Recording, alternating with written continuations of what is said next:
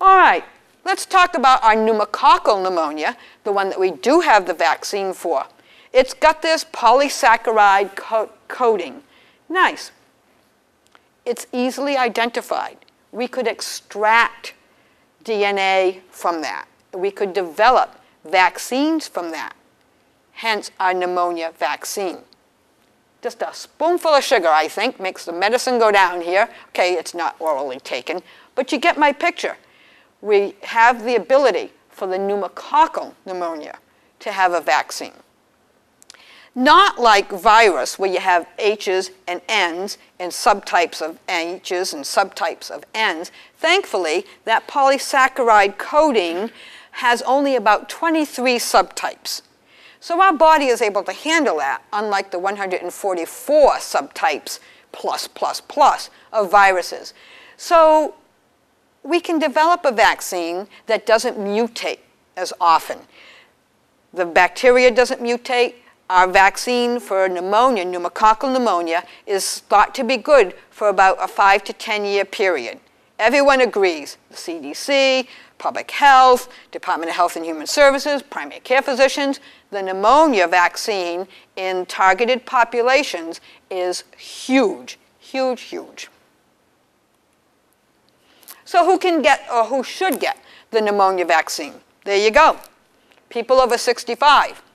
Actually, I think they're bumping that age down lower and giving it to people 60. I know when we do screening in the ER, anyone wants the pneumonia vaccine who's identified with chronic illness or close to 65, we're giving it. It's preventive. It's great. Children over 2 with chronic illnesses. So we're not giving it to all children. Again, adults with chronic illnesses, those over 65, children over 2 with chronic illnesses. Those children most likely, again, will be referred to either their pediatrician or the medical specialist. But they may show up in your clinic. Contraindications? Not really. This is kind of an easy slide here. No major ones, unless they have an allergy. But again, how are they going to know if they have an allergy? If they've gotten the pneumonia vaccine, they're not coming to get it from you the year after they got it. It's a shot. Same kind of local reactions, myalgia, muscle aches, just kind of feel tired, a little low-grade fever, a little pain at the site. Those are the major side effects. What's the dosing for the flu shot? Same thing as for the, for the pneumonia shot. Same thing as for the flu shot. 0.5 ml, IM, deltoid muscle, same size needles, same parameters, same things. Now, let me say, most clinics, especially clinics that are involved in the public, you're thinking to yourself, oh my God, this is a nightmare. It's not. Most clinics are targeted so that if you're doing a flu clinic, you're doing a flu and pneumonia clinic. That's it. We'll talk about some of the other clinics, but remember, as a paramedic, the only 2 things that you are being approved to do is flu and pneumonia. You're not approved to give other vaccines, and I'll talk about those, but I just wanted to bring that up in case you are at a clinic and they say to you, hey, let's do an MMR. Not what you're there for. All right. Clay wanted to know, did anyone recognize this structure? I don't know what it is. I know where it is. It's in Toronto. Okay. So what? Toronto, north of the border. Ah, SARS. Does anyone remember SARS? Back in the early 2000s, severe acute respiratory syndrome. Really seemed to focus itself in Hong Kong and then in Toronto. Short story of the whole thing here, transmission, same thing as we've talked about. One of the things that was a little bit different that kind of caught the attention is that a lot of healthcare workers got involved and got caught into this because the sick people went to the hospitals and we really didn't learn the lesson.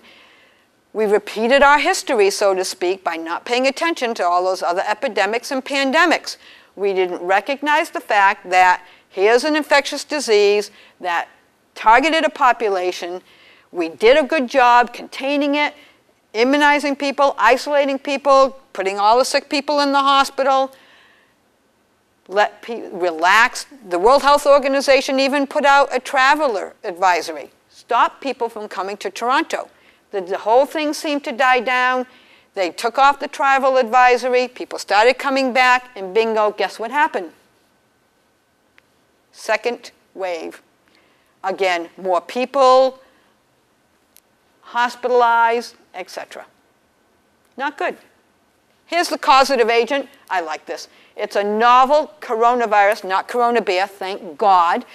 There'd go that commercial, right? Sitting on the beach with your Corona Beer. See, the PR people, they don't like this stuff. Still pockets, wild animals in China, mostly in Indonesia, harboring this coronavirus. So is SARS gone? No, it's not gone.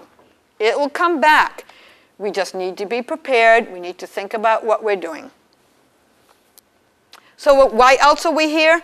Again, the purpose of this, after all this background information, is to have you be prepared to help public health, to help state health officials, to help your local health officials do immunizations. Flu and pneumonia only, under the direct written order of a physician.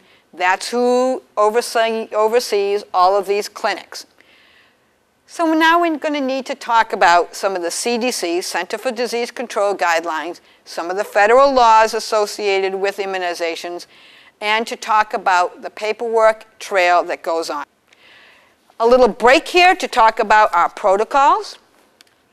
We do have a protocol, 5.15, that talks about the immunization protocol. It is a prerequisited protocol. I will talk more about that later.